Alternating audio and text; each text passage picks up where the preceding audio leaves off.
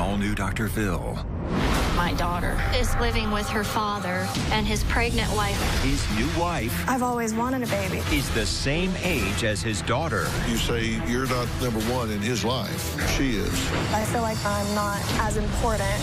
My relationship with Tara is toxic, yelling in each other's faces, beating on each other's bedroom doors. And his daughter is caught in the middle. I have nobody else. She's got no mother. She's got nobody. She has a mother sitting right next to her, Jim. She has nobody to talk to. Why don't you let Dr. Phil talk? He'll tell me when to shut up. Let's do it. Have a good show, everybody. Here we go. This is a safe place to talk about hard things. Stand by. We'll count you down. Today's going to be a changing day in your life. 5, 4. I am not giving up on you.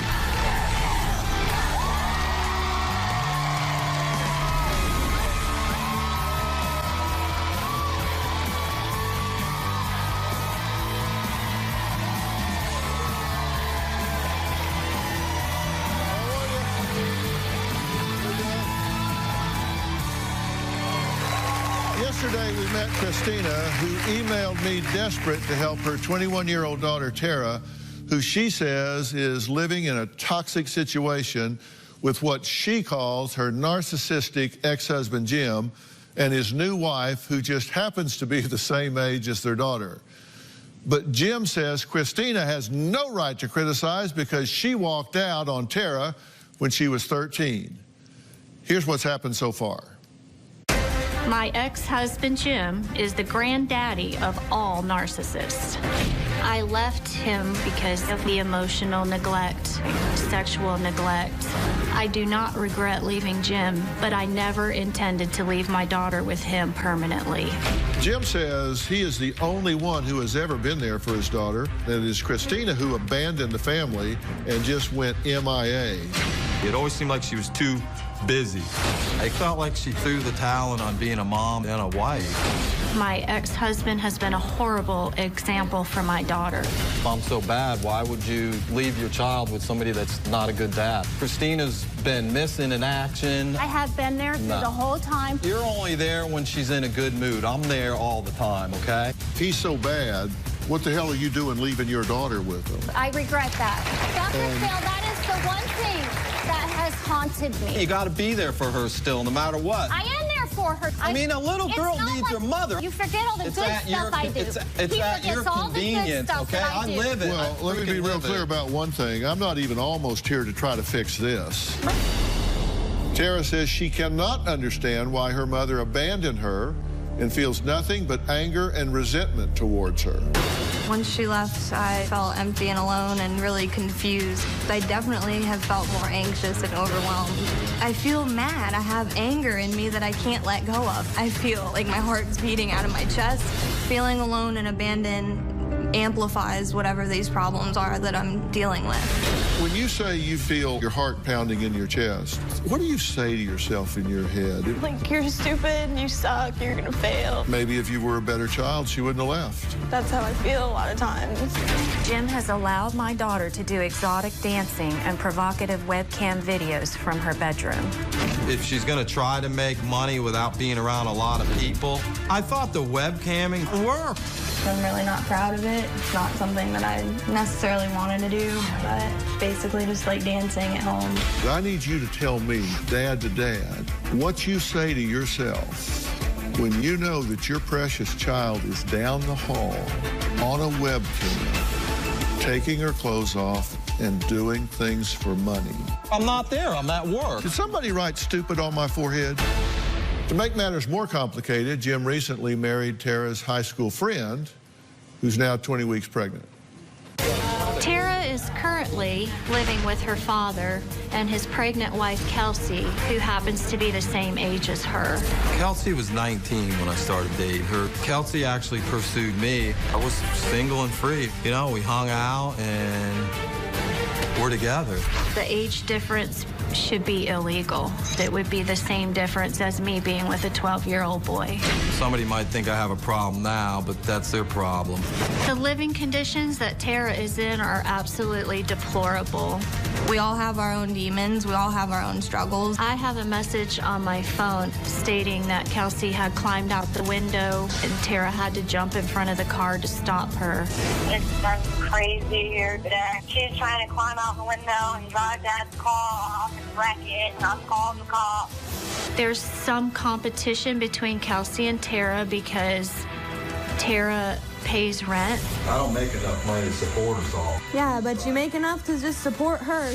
The relationship he's in is an unhealthy one, and I don't want my daughter exposed to it. Kelsey moved in knowing the situation with Tara, but probably not realizing how bad it was.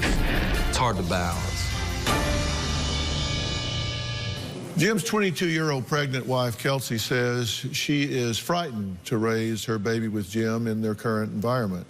She understands that Tara might have social anxiety, but she thinks Tara's behavioral issues stem from being a spoiled only child.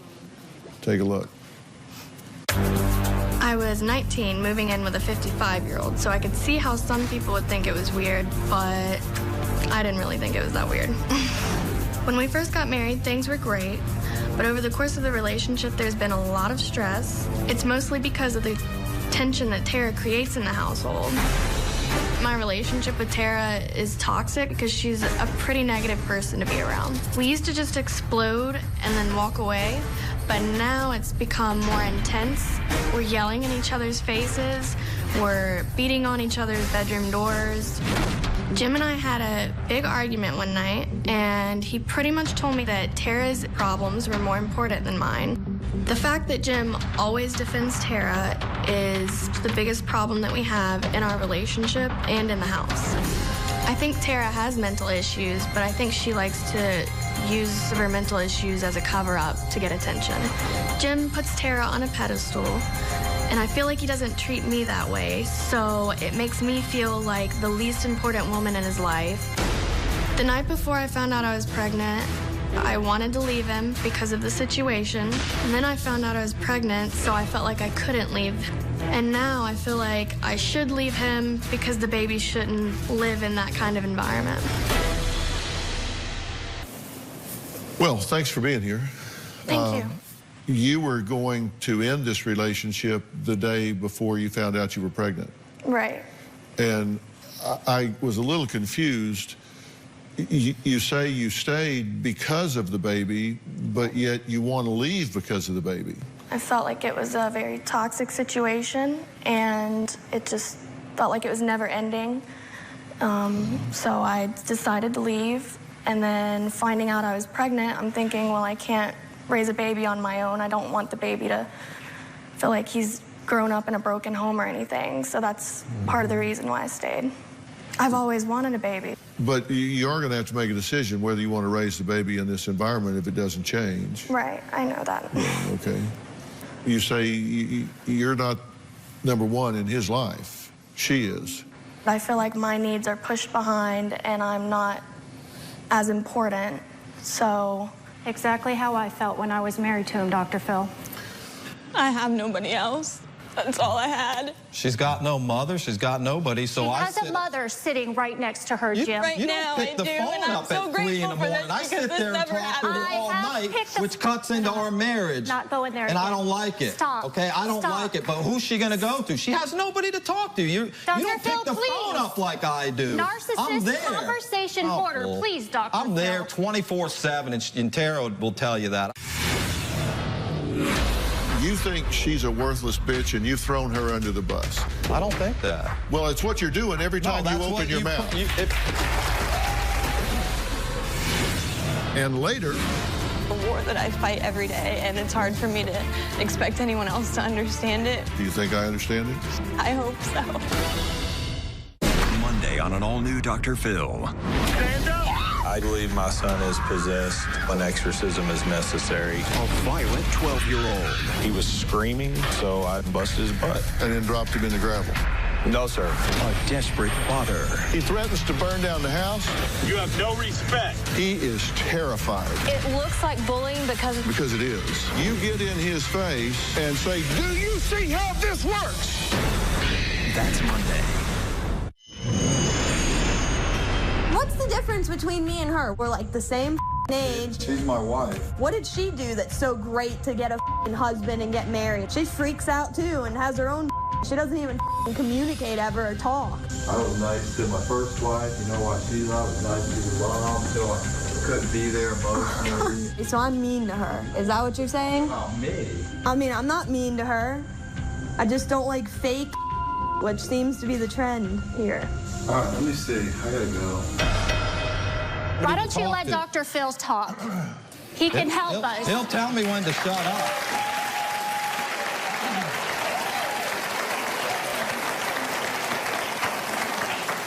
Do you feel welcome with these two?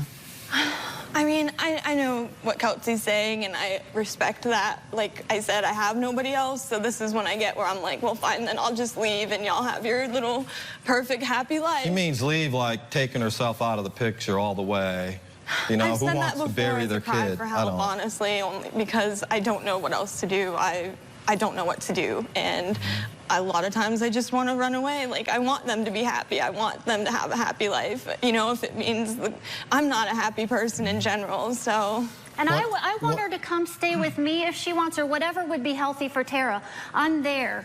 If she needs a place to go, I'm there. I don't want her to feel like she has nowhere to go. Why do you think you go into these rages? I don't know how else to express it. I get like, where I just can't even, I really just don't even know what else to do with myself when I get like that. It's not for attention. It's just because I don't know what else to do. Mm-hmm. It's all night. It could be 3 in the morning. She could be pacing around the carport, running around, throwing things, freaking out. It's like, but, you know, I'll sit there. I can't help her, obviously. I don't know what to do, but I've listened for years. I sit there and try to calm her down. I'll text her mother and say, can you help Tara? I'll text her mother, Nana, Tara's Nana. I'll text her, can somebody, so Tara knows somebody's there to love her besides me. And it's not, it doesn't happen. Nobody's there when she needs them. Okay, can we just agree on one thing, that you think she's a worthless bitch and you've thrown her under the bus, and that way you don't need to do that anymore? I don't think that. Well, it's what you're doing every time you open your mouth. So if you put it on the camera of what happened years ago, that's not who I am now. But you're bringing it up, so I'm going to back myself up. That's not what it is. Well, I didn't say she's a worthless bitch. I'm actually proud of her for every time you open your mouth. Going to college. Every time you open your mouth, you dog on her and say she's not there, she's never been there, she abandoned her, she doesn't answer the phone, et cetera, et cetera. I got it. Gotcha. I got it. Okay. So we'll just okay, I got that. I got that. That's your opinion. Well, that's what. I got it. You don't need to tell me again. I got it. So we can talk about other things, because I got that. That's your opinion. Good. That you've been there and she hasn't. Got it. Sorry, it's not my fault. No. Move on then. No, it isn't. Up next, Jim says he's torn between his wife and his daughter. So what's he going to do? I guess he'll tell us next, because we've taken this off the table. We can move on to something else. And I'm really interested in focusing on Tara, because she feels like she has no options. I think she has a whole world of options ahead of her. And we're going to get to those. We'll be right back.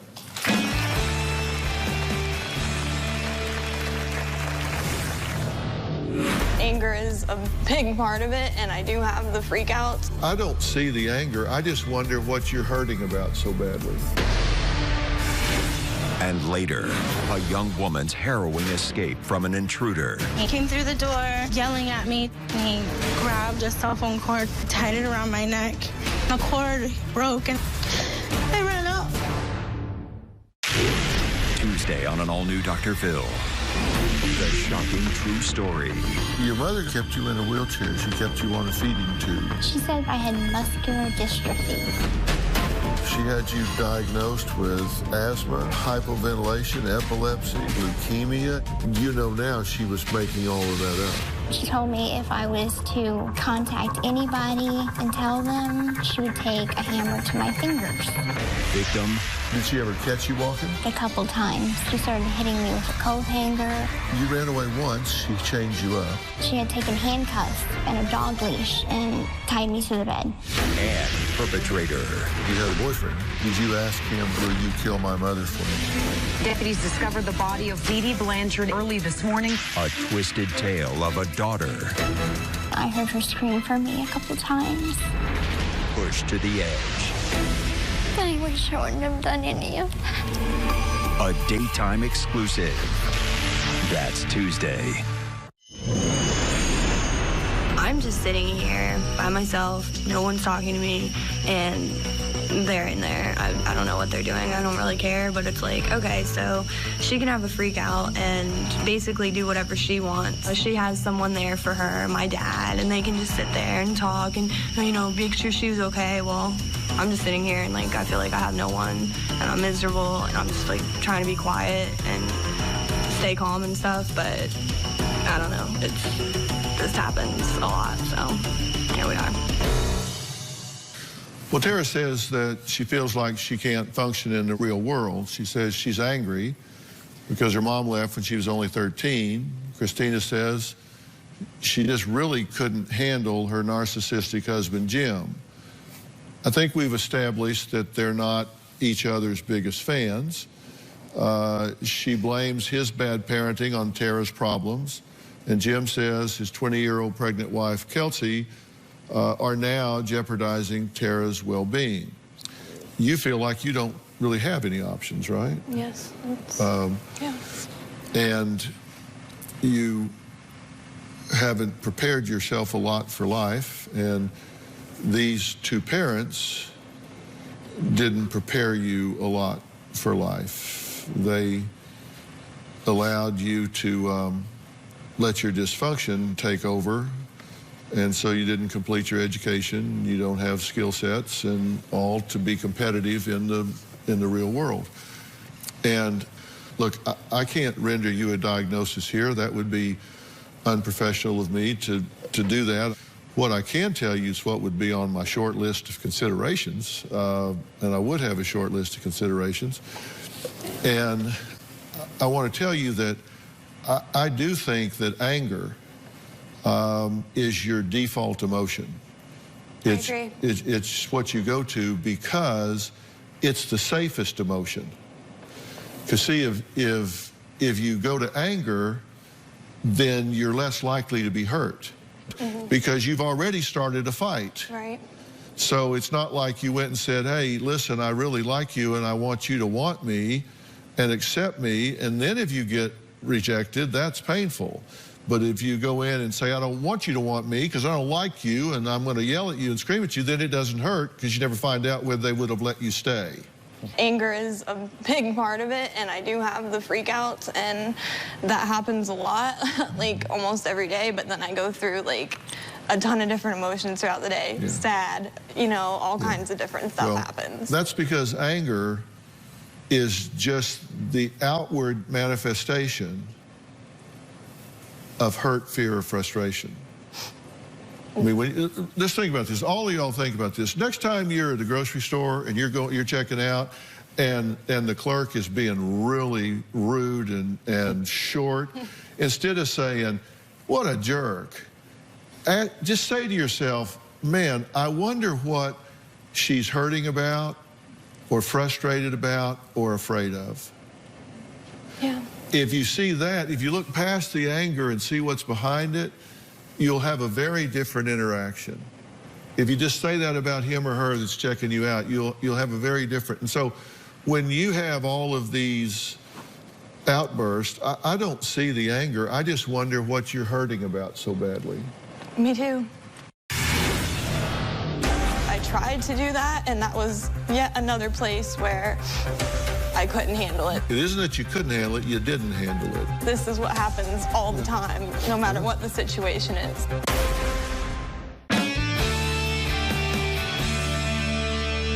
When I hear you saying that you're such a bad person and talking so negatively to yourself, I just wonder what you're so afraid of.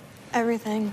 Life in general. Yeah, you're afraid of failing, so you quit before you start. Yeah. You just decide, I'm a failure, so why try? Right. Why try? I don't want to face failure, so I'll just decide I'm a failure before I start. And it proves itself again and again, because even like, you know, if I've tried a job recently, just a little nursery in town, and I tried doing that, and it wasn't like, I'm gonna fail, I'm not gonna do this. I tried to do that, and that was yet another place where I couldn't handle it. So it happens no matter what I do, no matter where I go.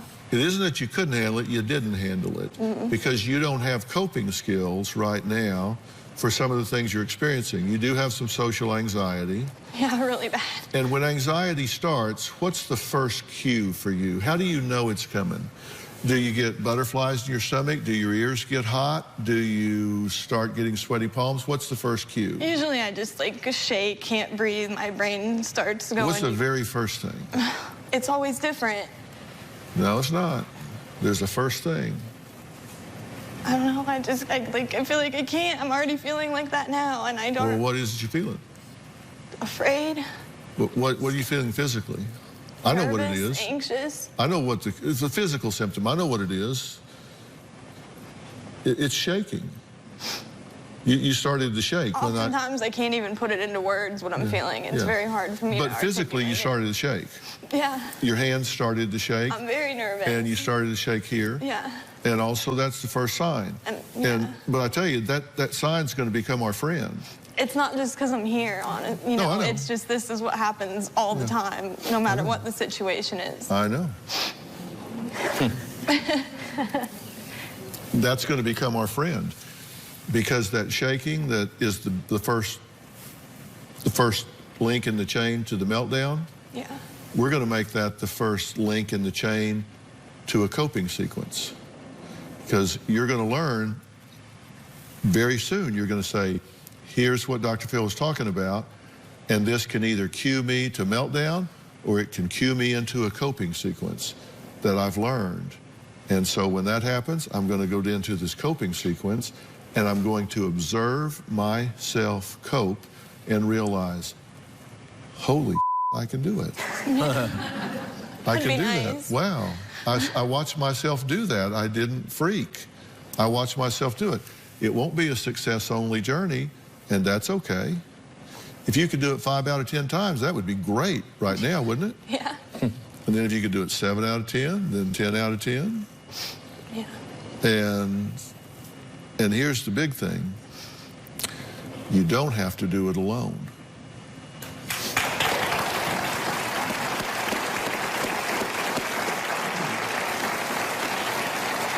See, there's two things about coming here. You said it's hard to get on. That's true. But there's two things about coming here. Is when you come here, this experience is not the end of our relationship. It's the beginning. That's and awesome. Part two is, I know a lot of really good people with really good resources, and you're about to meet one of them. Coming up, Tara says she wants to be normal and have a life that she's proud of. We're going to take the first step down that trail when we come back.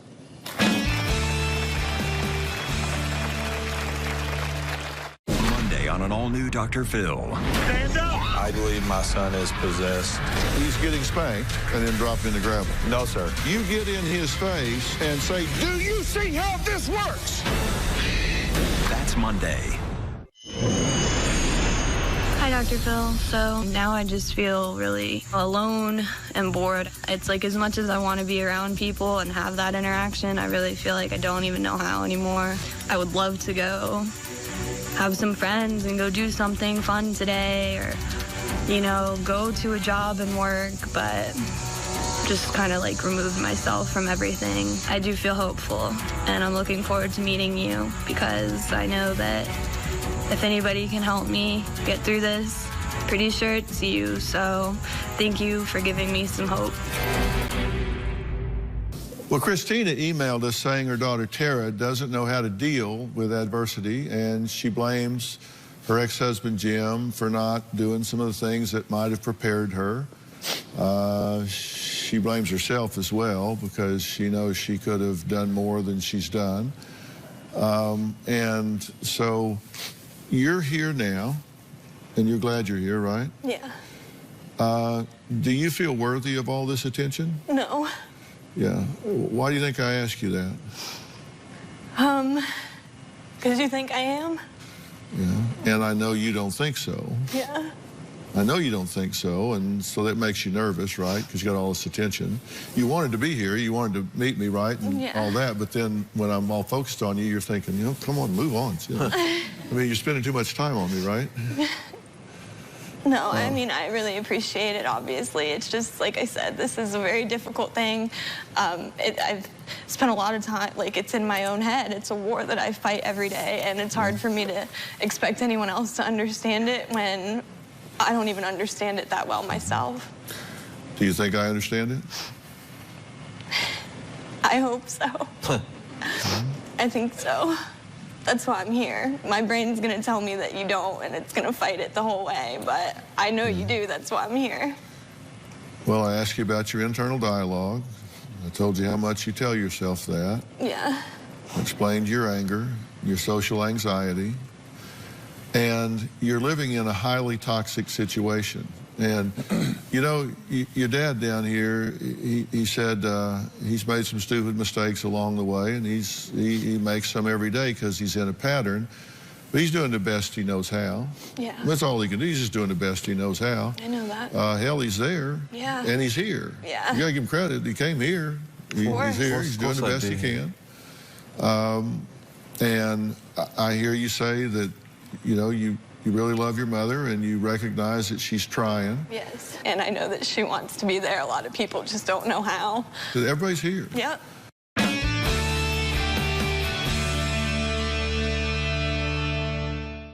Do you have a story only I can help solve? Go to drphil.com and click Be on the Show or text Phil to 88500.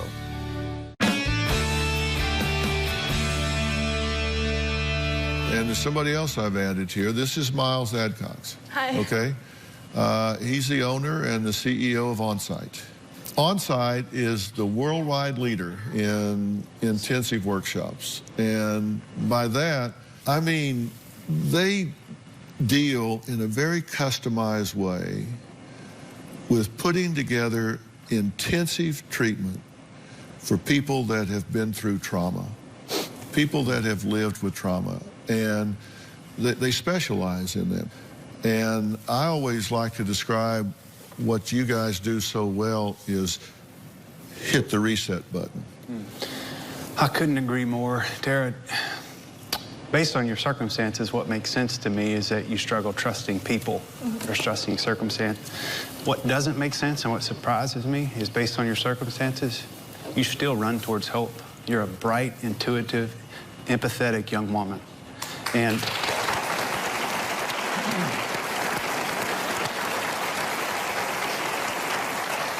here's the thing we get to do today is you've been running towards hope and you've been hitting an obstacle. You've been running towards hope and you've been hitting an obstacle. Today, just for a moment, we're taking that obstacle down. Because today, somebody you can trust is Dr. Phil.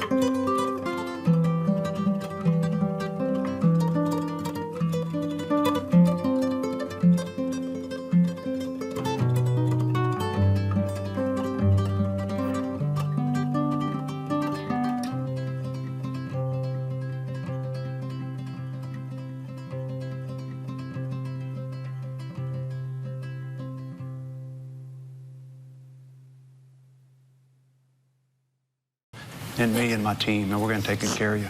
Thank you. They're going to focus on you and get you to the point that you can look in the mirror and like who you see. Nice. And then we're going to start making a transition program to get you into a position in life where you can stand on your own 2 feet, be self-sustaining, and be proud of who you are and what you do. And that's my commitment to you. That's Miles and his team's commitment to you. You deserve it. Yeah. It's your time. No. It's your turn. It's no accident that you're here today. I really appreciate that. I mean, I'm really scared. That was one of my fears of coming here, because as much as I'm scared of things staying the same, I'm afraid of change too, but that's why I'm here, because I'm hopeful and I do trust you, and I know you've helped a lot of people, so I'm very thankful for this opportunity. Well, tell me that you're going to run towards this and you're going to do it. Yes, I will. Okay. Next, she survived a terrifying experience at the hands of an ex-boyfriend. We'll meet her next.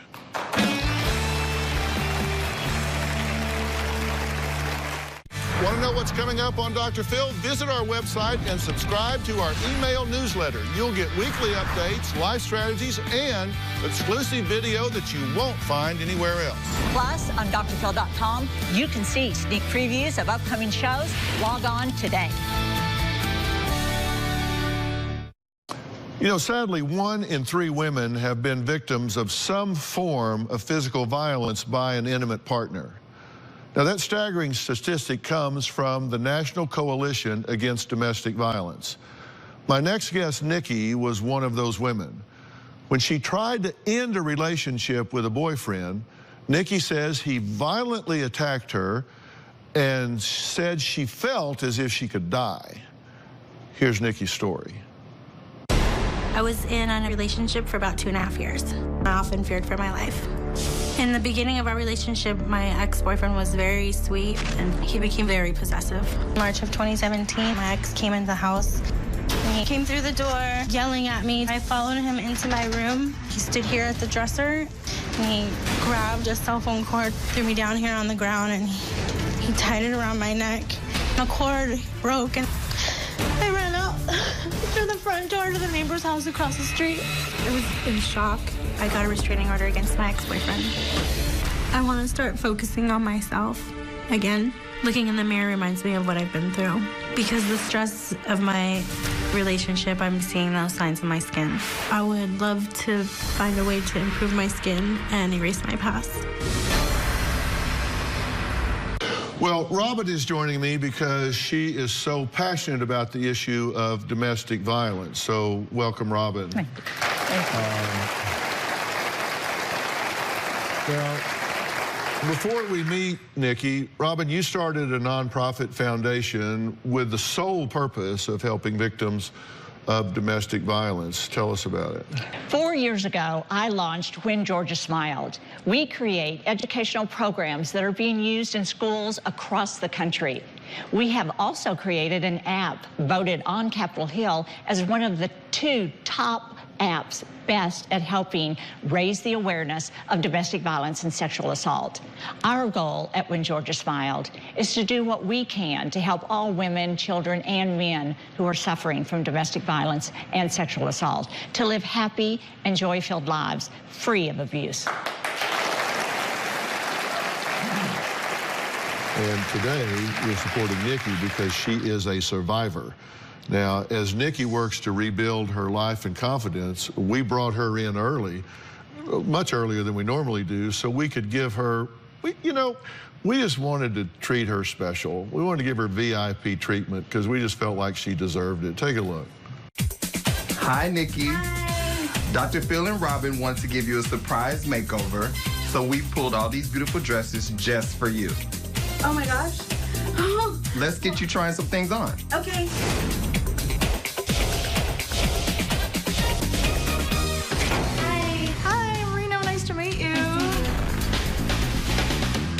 So I was thinking thinking we would give you a little bit of more brown, a little bit of highlights around the front. How does that sound? Sounds really good. Okay, let's get started. So come on out, Nikki.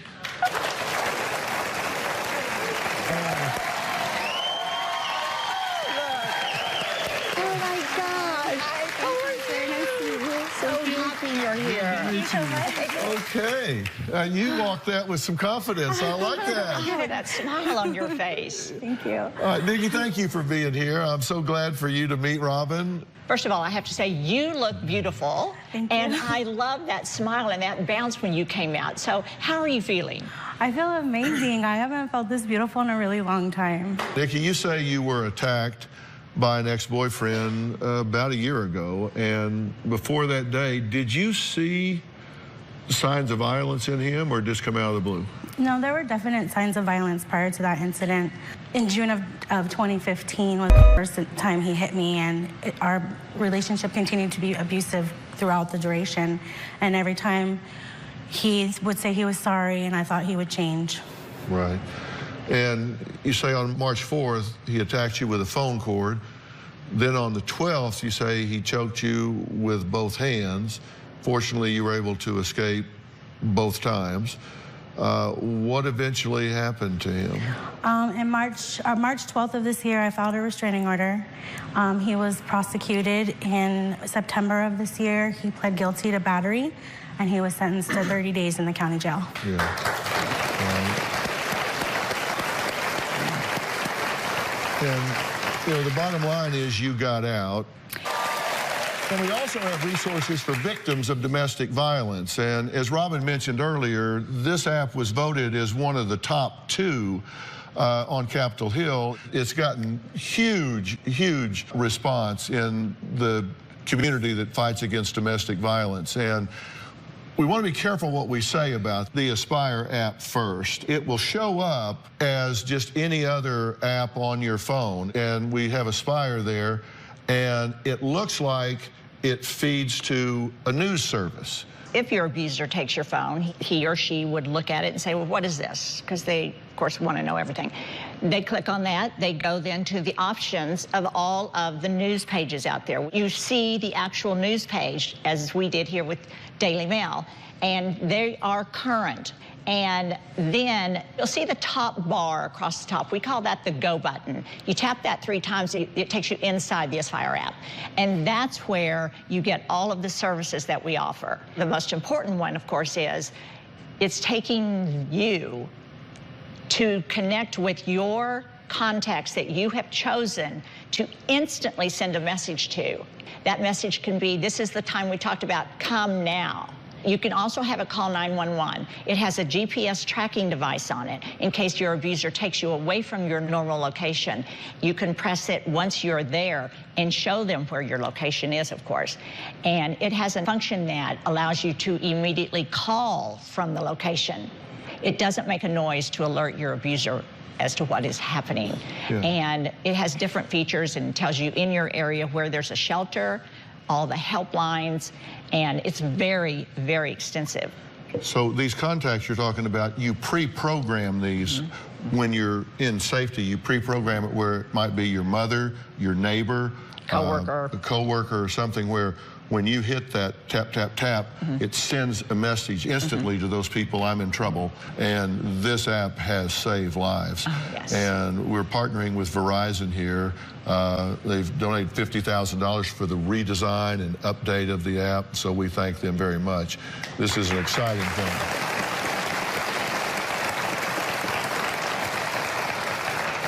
Seriously, congratulations on having the vision to do this. Oh, I'm proud of you. Thank you. I love it. So proud of it. Nikki, I want to wish you all the best as you continue to heal and move forward. Really, I'm so proud of you for being here and for doing this. Thank you so much. Thank you. I want to thank all of my guests today. We'll see you next time.